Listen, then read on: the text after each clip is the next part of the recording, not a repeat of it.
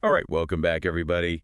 You know what we're doing here? We are diving deep, and today it's angels, baby.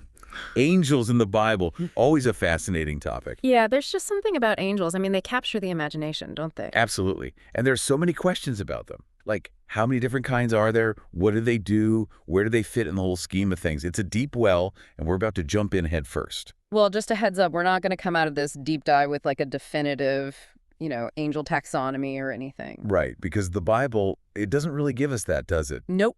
We get these glimpses, these fascinating stories and descriptions, but no comprehensive list, which I kind of like. It keeps the mystery alive, right? For sure. Okay, so let's start with maybe one of the most iconic types of angels, cherubim.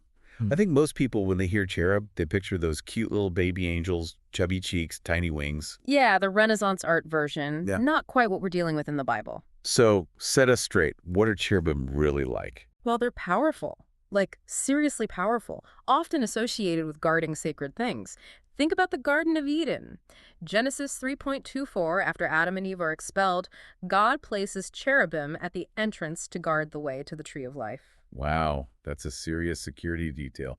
It makes you think about the Garden of Eden story in a whole new light, huh? Yeah. Not just about punishment, but also about protection. Protecting something super important. What do you think about that, listener? Yeah, it's like, what exactly were they guarding against? It raises all sorts of questions about, like, the bigger picture of what was going on there. Right, like were there other beings who might have tried to get to the tree of life? Fallen angels, maybe? It Hmm. gets you thinking. Okay, so cherubim, powerful guardians. Got it. But then you've got these other angels like seraphim. Now, those are the ones I imagine is like incredibly intense. 6 wings, fire, the whole 9 yards. Oh, yeah. Seraphim are definitely depicted in some pretty dramatic terms. Yep. Isaiah 6.23, they're surrounding God's throne, singing, "Holy, holy, holy is the Lord Almighty. The whole earth is full of his glory."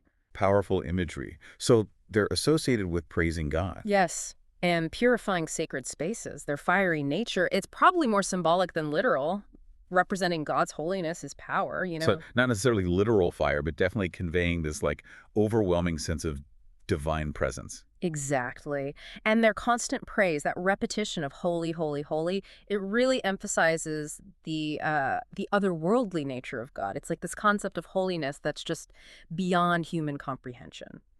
Okay, and then of course we've got the archangels. Those are the big names everyone knows, right? Like Michael, Gabriel. Those are like the A-list angels.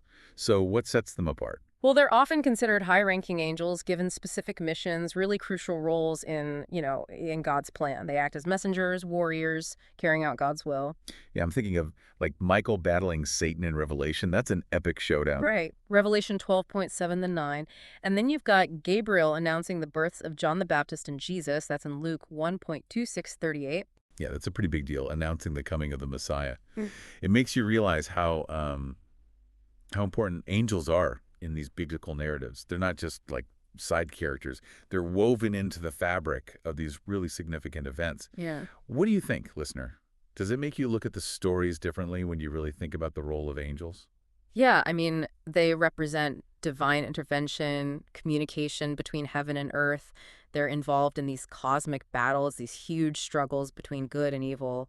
It's powerful stuff. All right, so as we kind of wrap up this angelic deep dive here, what would you say is like the biggest takeaway for our listeners? I think it's important to remember that angels are way more than just winged figures. They're complex beings with, specific roles and responsibilities. They're part of a bigger spiritual reality that we get glimpses of in the Bible. It's like you said at the beginning, the Bible doesn't give us all the answers. It gives us these stories, descriptions that kind of spark our imaginations, our curiosity, make us want to learn more. So for everyone listening, I'd say keep exploring. Don't be afraid to like dig into some of the lesser known angels or, even look at apocryphal texts like the Book of Enoch, for example, gets deep into angel lore. Right. And as you're reading, think about this. Why are we still so fascinated by angels? I mean, these stories are ancient, but they still resonate with us today. What does that say about us? What does that say about our longing to understand the spiritual world and, our place in it? That is a really good question, and I think it's one that each of us has to answer for ourselves. Exactly. It's a personal journey. Well, on that note, thanks to everyone for joining us on this angelic deep dive. Until next time, keep those minds curious.